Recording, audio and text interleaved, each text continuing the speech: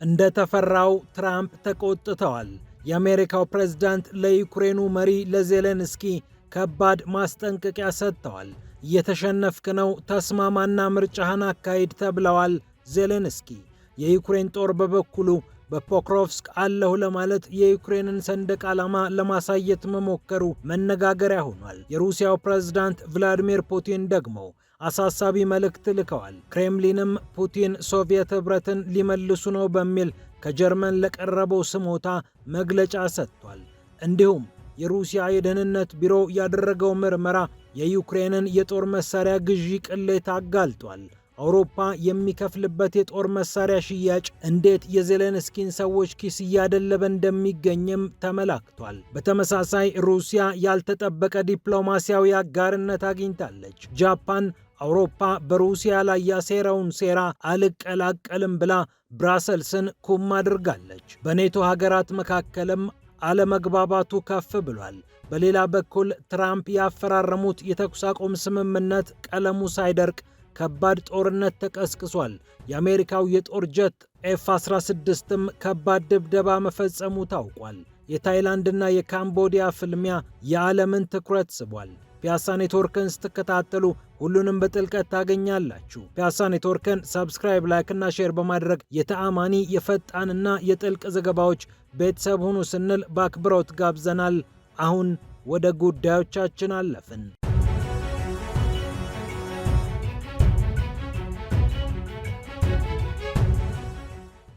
እንደተፈራው ትራምፕ ቆጣ ብለው ተናግረዋል።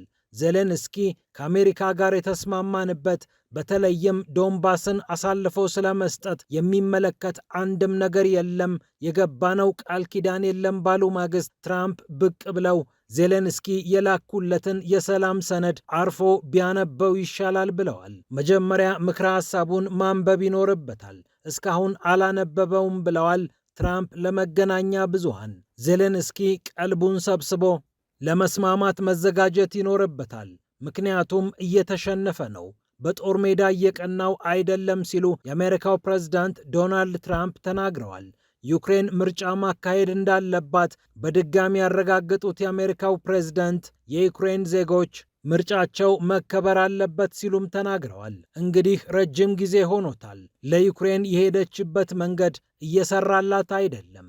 እናም ምርጫ ማከናወን ያስፈልጋል። እነርሱ ጦርነቱን አስታከው ምርጫ ማከናወን አይፈልጉም።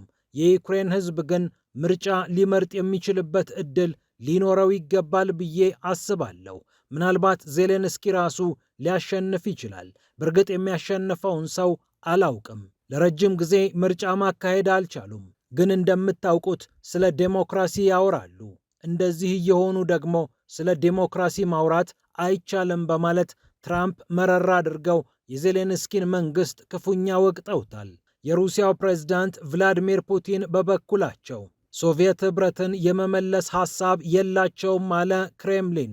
የክሬምሊን ቃል አቀባይ የሆኑት ዲሚትሪ ፔስኮቭ ናቸው የፑቲን ሐሳብ ሶቪየት ኅብረትን መመለስ አይደለም ያሉት። ይህንን ንግግር ቃል አቀባዩ ለመናገር የተገደዱት የጀርመኑ ቻንስለር ፍሬድሪክ ሜርስ ኤአርዲ ከተባለው መገናኛ ብዙሃን ጋር በነበራቸው ቆይታ የሩሲያ ፍላጎት ሶቪየት ኅብረትን መመለስ ነው፣ ፑቲን ሶቪየት ኅብረት በመፈራረሷ ይቆጫል፣ እናም ሊመልሳት እየጣረ ይገኛል ብለው ፍሬድሪክ መርዝ ነገሩን አጡዘውት ነበር። ጉዳዩን በተመለከተም ክሬምሊን መግለጫ ለማውጣት ተገዷል። ቃል አቀባዩ ዲሚትሪ ፔስኮቭም ለአንድም ቀን የሩሲያው ፕሬዝዳንት ቭላዲሚር ፑቲን ሶቪየት ኅብረትን ካልመለስኩ ብለው አያውቁም። የቀድሞ የሶቪየት ኅብረት መንግስታትን ድንበራቸውን ያከብራሉ። እርግጥ ነው ሶቪየት ኅብረት ስትፈራርስ ሩሲያ የተጎዳችባቸው መንገዶች ይኖራሉ። ነገር ግን በምንም አይነት ተአምር ሶቪየት ኅብረትን ካልመለስኩ ብለው አያውቁም ሲሉ ለአለቃቸው ተከላክለዋል ቃል አቀባዩ ዲሚትሪ ፔስኮቭ። የሩሲያው ፕሬዝዳንት ቭላዲሚር ፑቲን የሶቪየት ኅብረት መፈራረስ ታላቁ የጂኦፖለቲካ ጥፋት ነው ሲሉ መናገራቸው ይታወሳል። ይሁንና ሩሲያ ሶቪየት ኅብረት በምትፈራረስበት ጊዜ ተገቢውን ጥቅሞቿን አስልታ ባለመንቀሳቀሷ ተጎድታለች ብለው ግን ያምናሉ።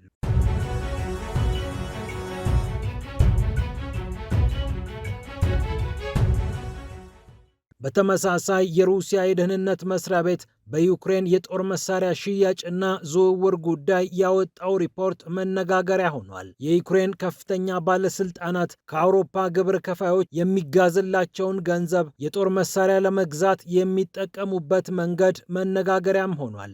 ስፑትኒክ የጠቀሰው ይህ ሪፖርት እንዲህ ይላል። አንድ የፖላንድ ተቋም አለ፣ ፒኤችዩ ሌክማር ይባላል። ይህ ተቋም በዋናነት ከፖላንድ የጦር መሳሪያ እንደተገዛ አድርጎ ወደ ዩክሬን ሪፖርት የሚያቀርብ ነው። የአውሮፓ ገንዘብ ከፋዮች ዩክሬን የጦር መሳሪያ ትታጠቅ ዘንድ ከዚህና ከሌሎችም ተቋማት ለዩክሬን በጀት በጅተው ወታደራዊ በጀታቸውን ጭምር እያጣበቡ ገንዘብ ይልካሉ። ፖላንድ ከሶቪየት ኅብረት ዘመን ጀምሮ ሲመረቱ የነበሩ የተለያዩ የመድፍ ቅንቡላዎችን በማጠራቀም ትታወቃለች። እናም ለዩክሬን በርካታ የመድፍ ተተኳሾች ለማቅረብ ተስማምታለች። በተለይ ፒኤችዩ ሌክማር የተባለው ተቋም ለዩክሬን የጦር መሳሪያ በማቅረብ ይታወቃል። እናም አሰራሩ እንዲህ ነው።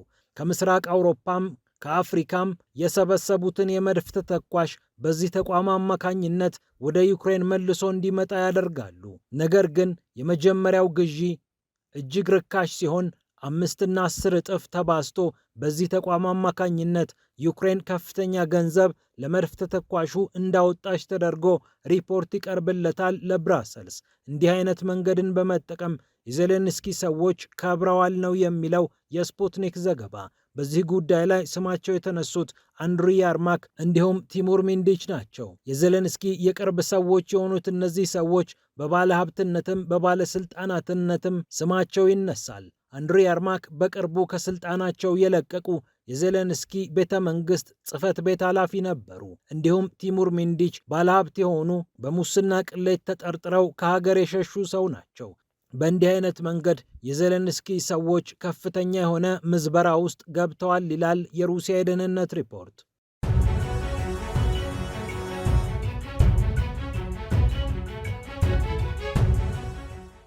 በሌላ በኩል ጃፓን የአውሮፓ ህብረትን አሳፍራለች።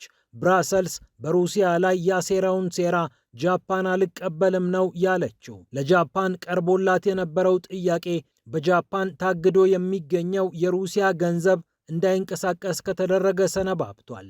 እናም ይህንን ገንዘብ አውጪውና ለዩክሬን እንስጣት እንጠቀምበት ተብላ ነበር ቶኪዮ ግን እምቢኝ አለች። የጃፓን የፋይናንስ ሚኒስትር የሆኑት ሳትሱኪ ካታያማ ይህ በፍጹም አይሆንም ብለዋል። ጃፓን ይህንን አቋም ልትይዝ የቻለችው አሜሪካ ስላበረታታቻት ነው የሚሉም አልጠፉም።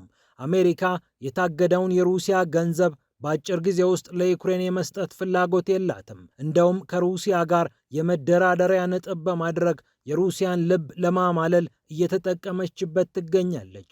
ፈንዱን እኛ እናስተዳድረውና የተወሰነውን ለሩሲያ እናስረክብ የሚል ሐሳብ በነ ትራምፕ ዘንድ አለ። አውሮፓ ግን ዩክሬን የበጀት ቀውስ አጋጥሟታል፣ ወታደራዊም መንግስታዊ በጀቷም ከባድ ችግር ውስጥ ገብቷል። እናም ከታገደው የሩሲያ ሀብት ቆንጥረን ለዩክሬን እናካፍላት እያለ ይገኛል። ከአንድ ወር በኋላ የሚጀመረው የ2026 በጀት ዓመትን በተመለከተ የዩክሬን ምክር ቤት 47.5 ቢሊዮን ዶላር የበጀት ክፍተት እንዳለበት ይፋ አድርጓል። የውጭ ሀገር መንግስታት እንዲደጉሙትም ይፋዊ ጥሪ ማቅረቡ ይታወሳል። ከዚህ ውስጥ 23.6 ቢሊዮን ዶላር የሚሆነው ወይም ወደ ግማሹ የሚጠጋው ገንዘብ አውሮፓ ህብረት በብድር ለዩክሬን አቀርባለሁ ያለው ነው። ይህንን ብድር ከየትኛው ምንጭ እንደሚያገኘው ግን ለጊዜው ግልጽ አይደለም።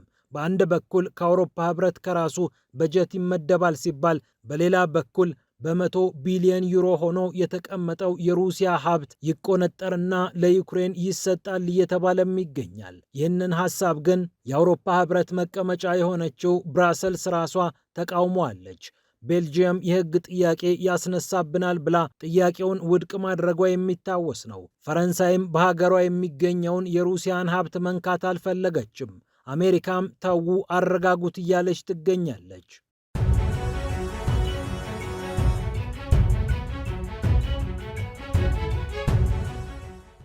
በመጨረሻም ታይላንድና ካምቦዲያ አሁንም በድንበር ውጥረት ተጠምደዋል።